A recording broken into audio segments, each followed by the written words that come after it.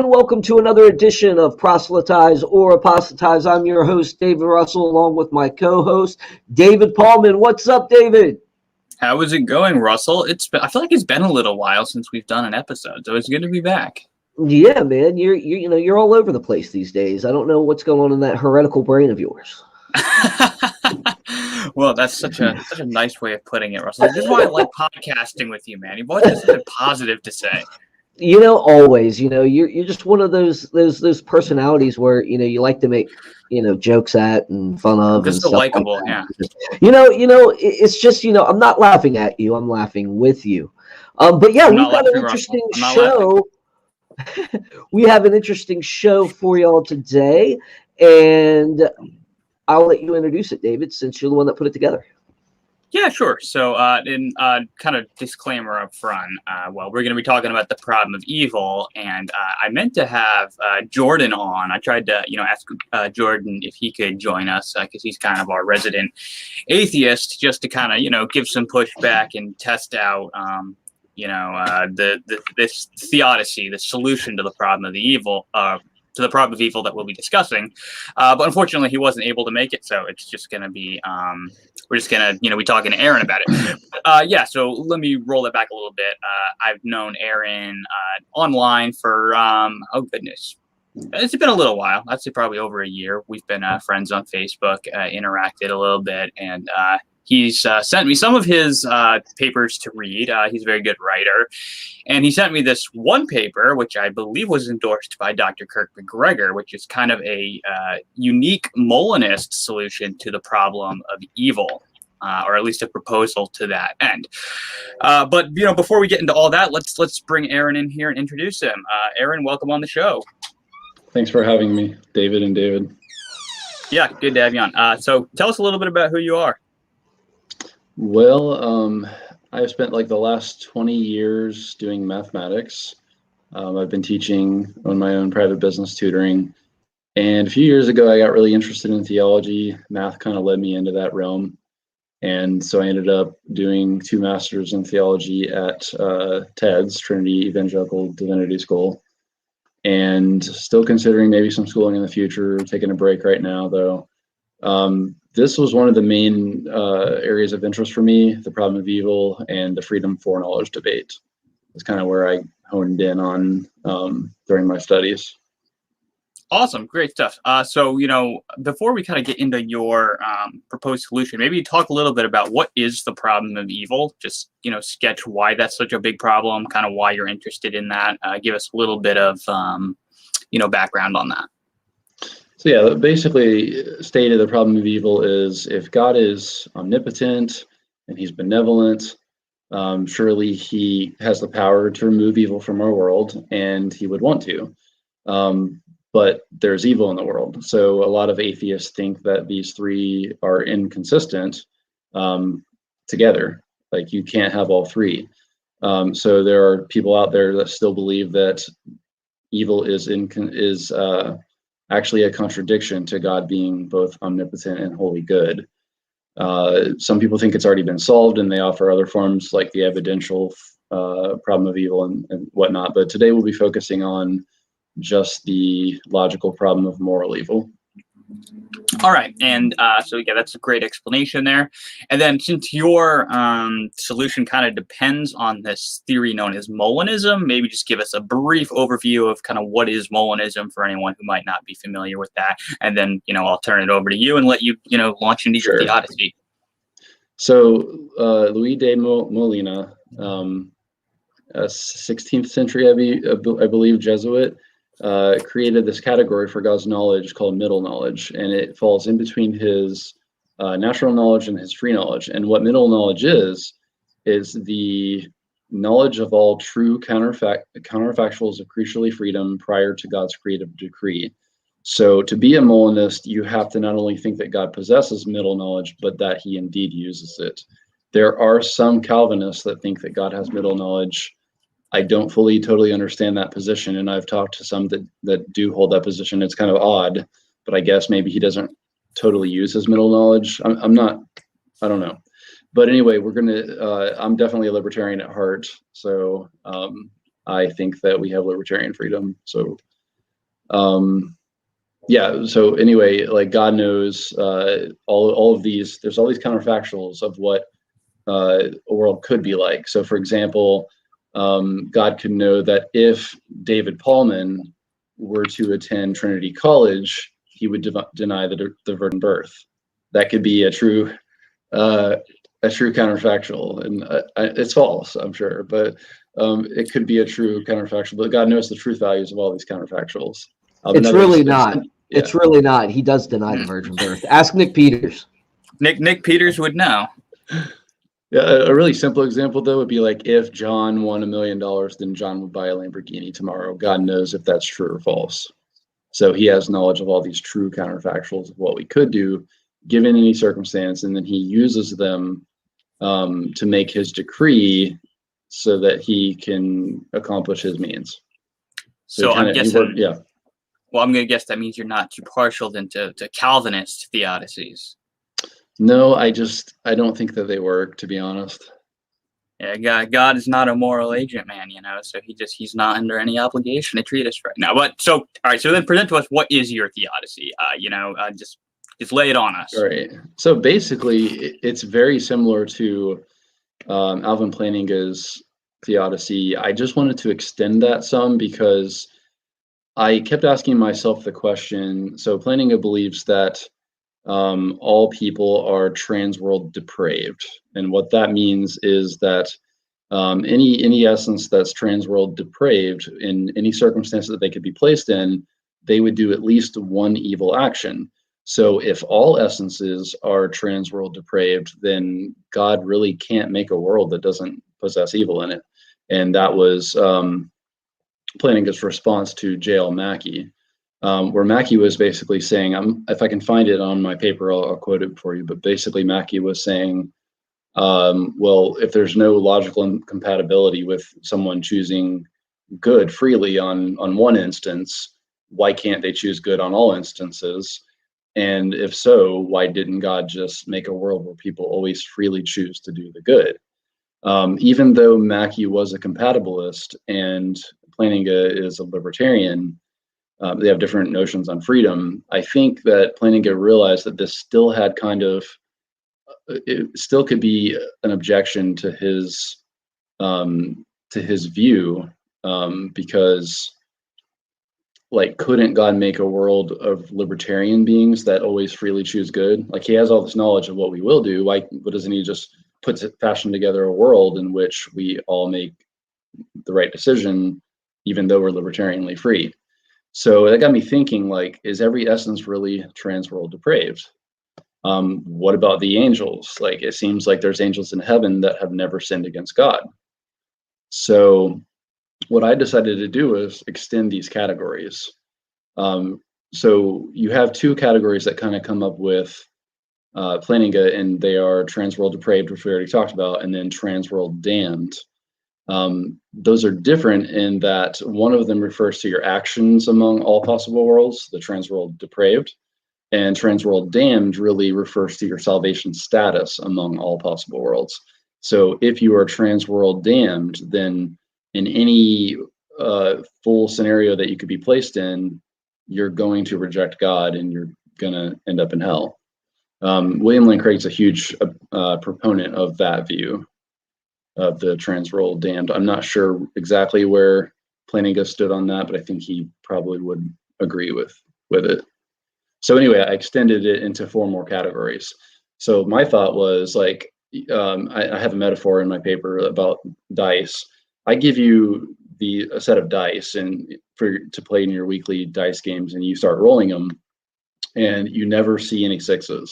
Like, you roll them like for weeks and months and years, and you're never appeared to 6ly. Would you start to think that maybe there's something strange with these dice? Like, they never come up 6. So in our scenario, we're kind of saying, well, why is it that these essences always do something evil in any circumstance or place? And I said, well, maybe that's not the case.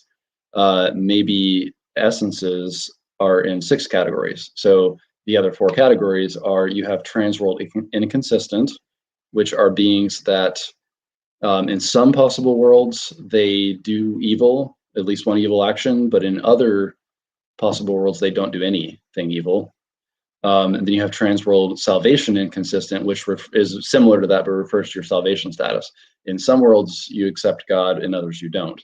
And then the other two categories, which are really interesting, are transworld altruistic and transworld saved, or transworld salvation. So if an essence possesses transworld salvation, not possesses, but if they are of that type, and again, when I say type, I want to be clear here that like God doesn't create people like as a transworld such and such. He just recognizes that they're going to ultimately place themselves in these categories.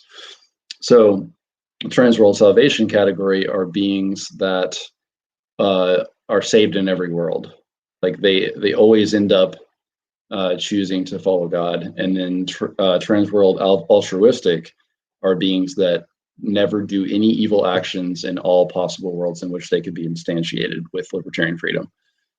So who are the transworld altruistic? That would just be the angels in heaven with God. So I think that every man has fallen short of the glory of God and we've all sinned. I'm not denying original sin. I'm not denying that everyone sins at least once in their life, or for probably way more than that for everyone. But yeah, so that's the gist of it. All right, so yeah, that's good, and I think that's interesting. That I like to always see when philosophers put an idea forward to have that kind of built on, and just kind of extended out. Just to have I guess I'd say like as an avenue that's being explored. I think that's healthy for philosophical dialogue.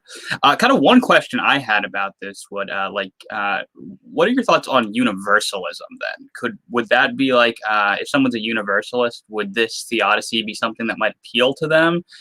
Or does it depend on the idea that everyone is not ultimately saved? Well, if you were a universalist like Talbot, who I bring up in my paper, you would just simply deny the TD prime category, which is the transworld damned, and then everything else would work out for you.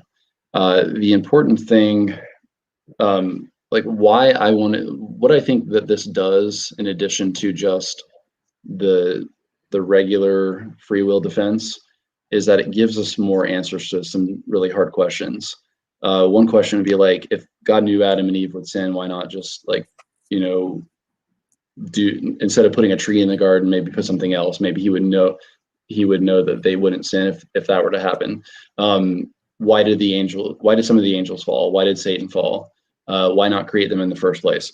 Well, in my paper, I essentially say that both J.L. Mackie and Plantinga are right about what they're saying in some way. God could have made a world where no beings ever did any evil at all, and all he would have to do was just instantiate all of the transworld altruistic, and he would accomplish that.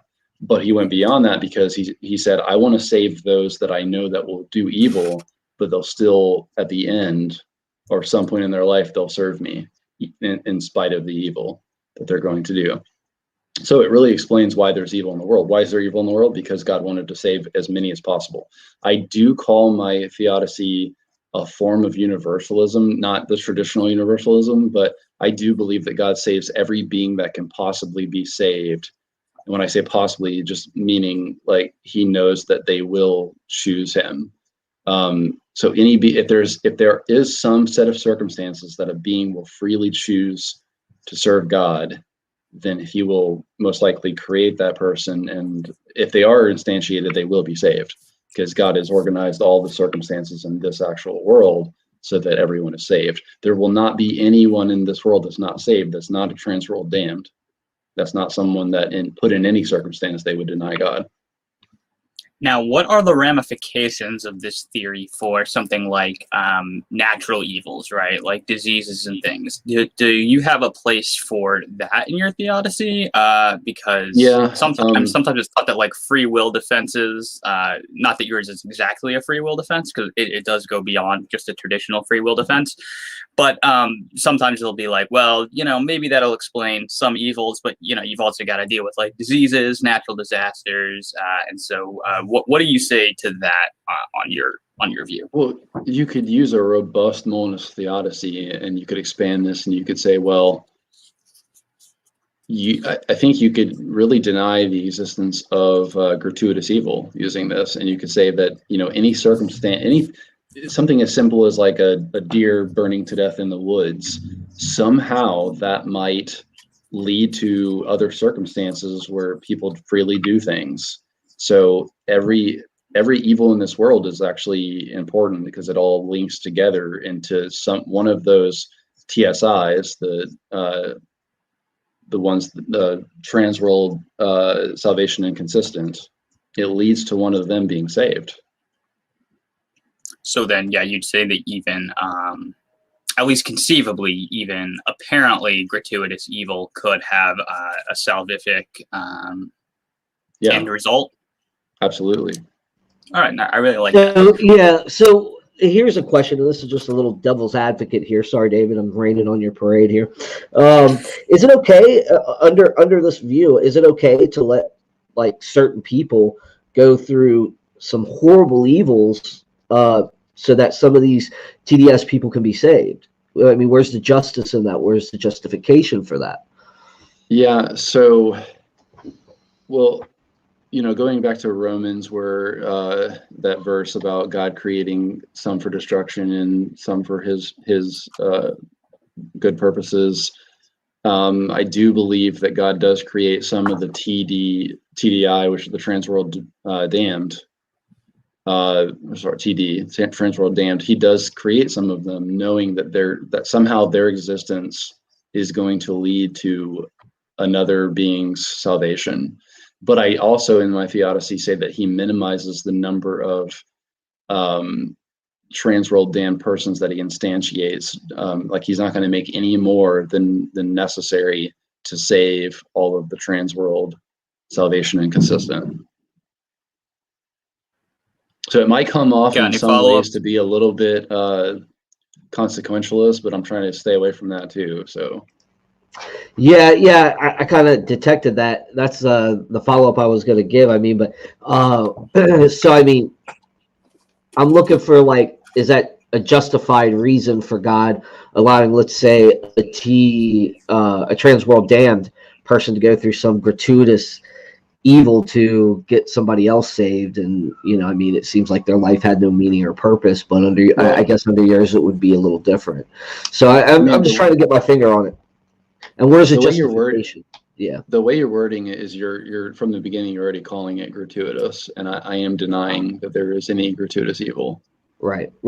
So okay, thanks. I will say that he's justified in using a particular person to save another.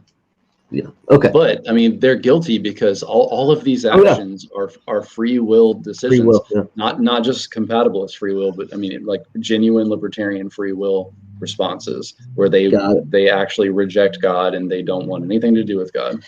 Yep. Gotcha. Do you have another one, Russell, or you want? No, that was it. Go ahead.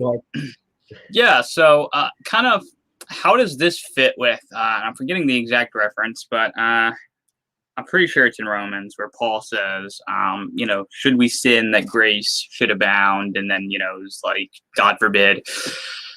Doesn't this view kind of seem to give people maybe an excuse to, do bad things? Because, if they're sinning, well, God's going to bring something good out of this because he wouldn't let me do something bad unless, he was going to bring something good about it. Obviously, like, we realize that wouldn't like take away their guilt, but might that not enable people to do sinful actions because they've kind of got this in their head that, oh, well, God's going to work it all to good in the end, so I can do whatever I want?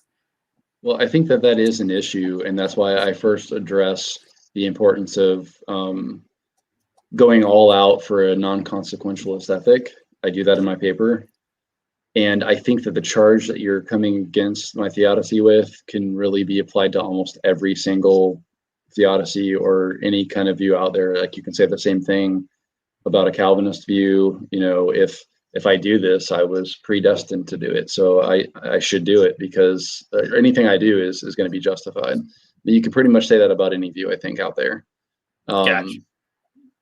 But if you do that, you can still be judged for it. So you you shouldn't think like that. It's very wrong-headed to think, let me sin as much as possible. Because here's the thing. So if you really understand my theodicy, God minimizes evil. So by you doing as much good as possible, the same results are going to happen as if you do as much bad as you can. You just can't escape God knowing what you're going to do. So, I mean, everything is already known about this actual world that's going to take place. So I think it's just kind of a weird question to ask in a way. Gotcha. But yeah, you should be like God, and you should be trying to minimize evil yourself. And you should, be doing what's right at all times. Gotcha. All right, and then I had one other one. I don't know if I answered the question well, but no, you did. I did. I always think it's good to point out that there are certain objections that apply to all views in general, and so therefore not to any view in particular. So no, I mean I definitely get that, and then I think you didn't just leave it at that. You did give some kind of substantiation on top of that as well. So I appreciate that. Yeah. So are you familiar with Timothy O'Connor's? I think it's Timothy O'Connor, says that like God wants to, he's got like infinite love. And so he wants to save like an infinite number of people. And so the world that we have here is actually like an infinite number of worlds. So your theodicy seems to kind of like be aligned with Timothy O'Connor in that you think that God does want to save the max number of people that he can, right? It kind of depends on that. That's why he didn't just create angels. So would that commit you then to a view like O'Connor's, that there actually are an infinite number of worlds that God created that have, people in them that he knows will believe, and so that's kind of his way of maximizing the love he's showing people. I thought that view was crazy when I first heard it, but it sounds like your view might lead someone there. Well, I can absolutely deny that view, and I'm not committed to it. And there's two ways out. One, and I deal with this in my paper. It's kind of in the first middle area of my paper, I think, or maybe the middle. I don't know. It's somewhere in there, but I actually make a case for there being a finite number of essences based on all of our attributes being finite in some way. And if somehow our makeup in our essence is discrete and not continuous, that's kind of a mathy way of looking at it. I'm trying to think how I can really explain that. It's hard to explain, but like when God thinks of an essence versus a different essence, there might be like a drastic change needing to take place to really say that this essence is different than this essence. And it might be true that there are only a finite number of possibilities given a creaturely status. If that's the case, then we're good. If not, then you could say something like this. You could say that, well, there are an infinite number of creatures, and God gets all of them with the TSIs by making TSIs and TAs, which are again the TIs and TAs, the trans world altruistic, the ones that never do evil, and then the trans world inconsistent, the ones that do evil in some worlds but not others. Those might be all of those might be the angels. Certainly the trans world altruistic are angels, but those could be infinite in number. But the trans world depraved be finite in number for some reason. I don't know why, but I'm just saying that it's a possibility. And if that were the case, then there could still be an infinite number of essences without the need to keep creating worlds. Now, if your argument there didn't work, like let's say that there's a flaw somewhere in this argument that there can't be an infinite number of essences, would you say that your theodicy is would you say it really depends on that, or could your theodicy still work in O'Connor's view? Not at all, because I do say that even if there are a bunch of essences that could be saved, only if you say this, like God has to save all of the essences that could be saved. And there is a way for him to create a world where every single essence would be saved given libertarian freedom. Now you can say that maybe God can't construct a world where all of these beings mesh together and they do right given all the circumstances.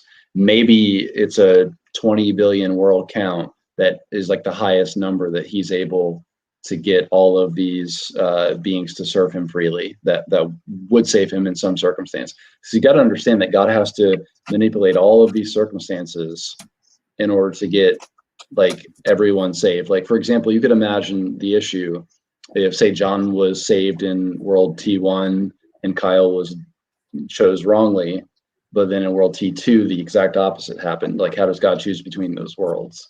Well, I suggest that there's a T3 in which he arranges the circumstances that they're both saved. So if there is no T3 for those two persons, then one of those persons can't be actualized. So kind of like how Craig describes God being able to direct people with libertarian free will, in that making that possible world. I was just seeing if I got the understanding right. It's not actually. When you say direct, what do you mean? Like, does he redirect them in their, I guess, in his providence before he actually, like, you mean in a does he actually direct it? way? Yeah, in a non-deterministic way. So you can hold a very, I was looking for the words. You can hold a very meticulous view of God's providence on Molinism. Like, I mean, he's literally, like, he sees that, okay, if you do this, well, all I have to do is show this much love or send this into your life, and then you'll do that. So God can literally, not really like a puppet string master, but he can, like, and I don't want to say cause, but he can do a lot of crazy things to get people to do what he wants, because he just knows the outcome of everything that they would do in any circumstance.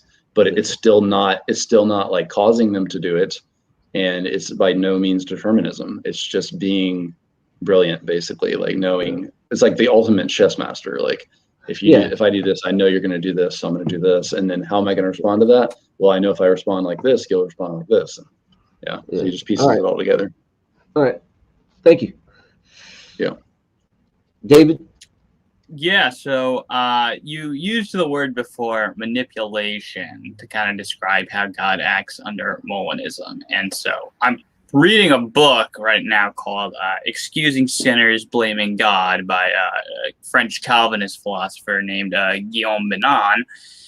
And one of the chapters in there, he deals with this objection to Calvinism, determinism specifically, that it makes God a manipulator. And what was kind of interesting to me is he said, well, he's like, well, depending on how you define it, yeah, I guess God could be considered a manipulator in Calvinism. So I'm kind of wondering, did you incur that same, have to make that same admission that God is a manipulator, or would you say, yes, he is, but it's not really a bad thing? If by manipulation you hold any kind of ideas of him determining or causing things, like causally determining things, then no. But if you mean by setting up the circumstances, knowing perfectly what will happen, then sure, I'm okay with manipulation. Gotcha. All right. It doesn't bother you to say that at all? No, I mean, it already has a stigma to say manipulation, so maybe a better word would be just arrange. He arranges the set of circumstances such that this will happen and that will happen. Gotcha. All right. Well, that was all I had in the way of questions. Russell, you got anything else? No, I mean, I like it. I think I would love to actually read a little bit more into it. Is there a place where we can find it, or I don't know? Well, right now, let me get I always forget the name of this publishing group, because it's like, let's see. I'm currently trying to publish in ISCA, the International Society of Christian Apologetics. Okay. It's been there 3 months, and their professors are super busy. They haven't got a chance to look at anything. Yeah. I guess all of them have picked up new classes, but as soon as that gets looked at, I'm hoping it will get published. If not, I've sent David a copy, and he can just forward that to you. And if you have any questions on it, feel free to ask. Awesome, man. Yeah, that would be great, man. I would love to look more into the. I will say this. World. So I will say this, like, this is just speculation. I'm not saying I'm 100% sold on my idea. I like it. obviously I made it. It seems, I mean, the ultimate goal in this is to preserve God's holiness and show that God is holy, even though there's evil in the world. Well, at the very end of my paper, I write something about, McGregor and Talbot maybe being more intellectually or psychologically. Let me see. I'll read it to you real quick. Perhaps McGregor and Talbot are just more intellectually, emotionally honest than the rest of us. We are all like children hiding behind our elevated theological arguments, whilst we struggle with an even bigger issue, namely the religious problem of evil. Our defense, okay, that's good enough. So we're all really at heart dealing with the religious problem of evil. Like how do we trust God when all of this stuff happens? We can believe in him intellectually and know that he exists, but it's another issue to say that we trust him in light of all the circumstances that are going on in our world. So I do recommend John Feinberg on the religious problem of evil. He is a Calvinist. He does give a Calvinist theodicy. I like it. It's interesting. But the religious problem is something we all need to deal with pastorally. So I just want to close with that. Yeah. Yeah, absolutely. I hear you there. They say that the logical problem is evil is in the hand of the philosopher, while the emotional problem is in the hand of the counselor. So yeah, I get that. Craig also gave a phenomenal statement about one of his debates where the professor got up and gave such an emotional appeal or emotional argument that he was just left stunned. He's like, there's nothing I can do to bounce back from this, because he just gripped everybody with the story. So yeah, it's a definite conundrum there. Yeah. David, I'll kick it back to you real quick. Well, yeah, and I think that we need to, distinguish between certain ways that the problem of evil is presented, and some can be harder than others in a way, just not always because like they're more rigorously argued or whatever, but just because that some of them have that emotional appeal. So I do agree with that. Aaron, did you have anything else you wanted to say on this before we close out? I guess that's it. If it does ever get published, please read it. I'll be happy to defend it anywhere. And if you have any great objections, I'd love to hear them too, because the other day I was talking with Mr. Vela, and he gave me a little thing against Molinism. And at first it seemed to really hold some weight, and I was kind of like, but there's got to be something wrong with this. And then I finally figured out like what was going on in the argument. But I enjoy like being stumped, when it happens. Yeah, I agree. It makes us go back and examine and think deeply. Yeah, I hear that. David. I would say if the paper ever gets like available out there, like after it's been published for a while, if it's like available as a PDF or whatever, we can push the link for that in the description of the video as well, so that people can find it. Okay. Yeah, I would be curious to see what an atheist says about this. I've spoken with a couple atheists about this theodicy, and I think one of the issues is I run into people not really fully understanding libertarian freedom. But other than that, like, I haven't heard any great objections, but I'd like to find a good one out there. But yeah, I guess the Magic Man 1986 says, "Don't listen to Vila." That's rule number one. Good one, bro. Yeah. Good one. I hate to say it, but he's right. So yeah, just as we wrap things up here today, I do want to put this out here.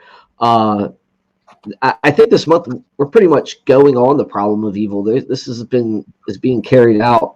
I started it with last week or earlier this week, because last week one got canceled, with a gentleman from South Africa, and we were discussing the problem of evil there. So it seems to be a theme. Yeah, it happens though. But yeah, you know what, guys, in view of what's coming up, I am announcing today that we are looking for a new logo. I want to get something different, something new, and there's going to be a competition. If you got any ideas, if you're tech savvy and you're a fan, send them my way. My email's on the YouTube page, and send me some ideas. And whoever gets the idea that I like the most, or the one me and Caleb agree on, and David, then I will send you a free T-shirt of the old logo with the old logo on it. So, and then on the back of it, I may add that David Paulman denies the virgin birth. But yeah, no, it's true.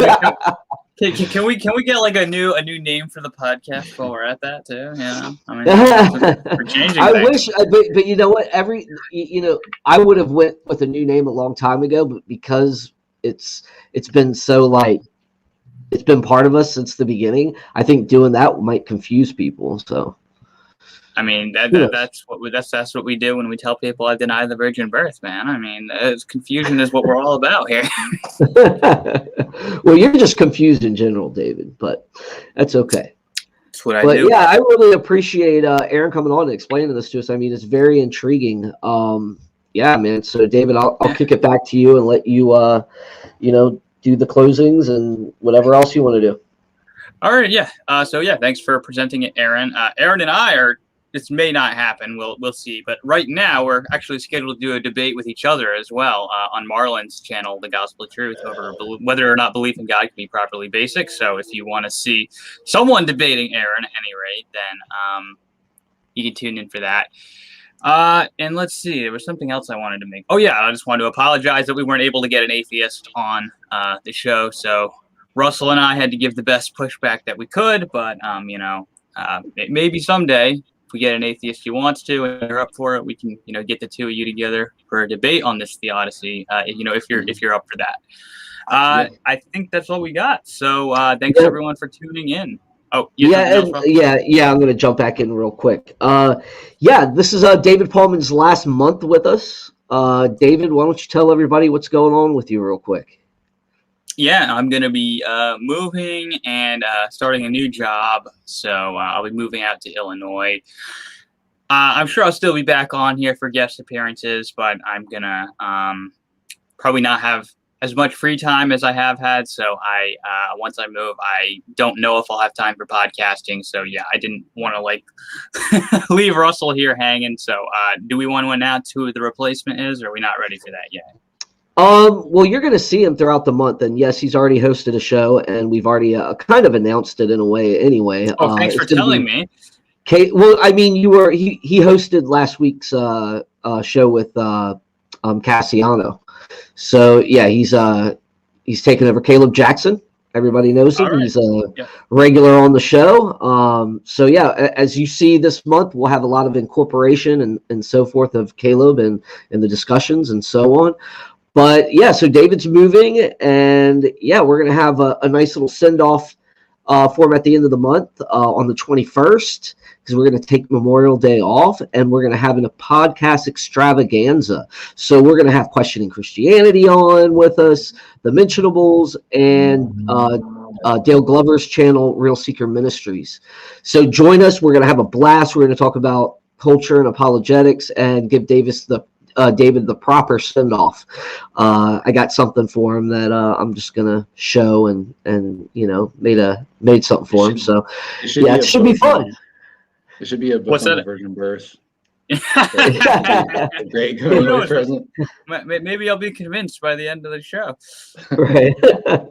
Right on. Well, everybody, again, thank you for tuning in. Remember, there is a competition all month. We're looking for a new logo. I will be announcing that off and on as the months go on, or the month goes on.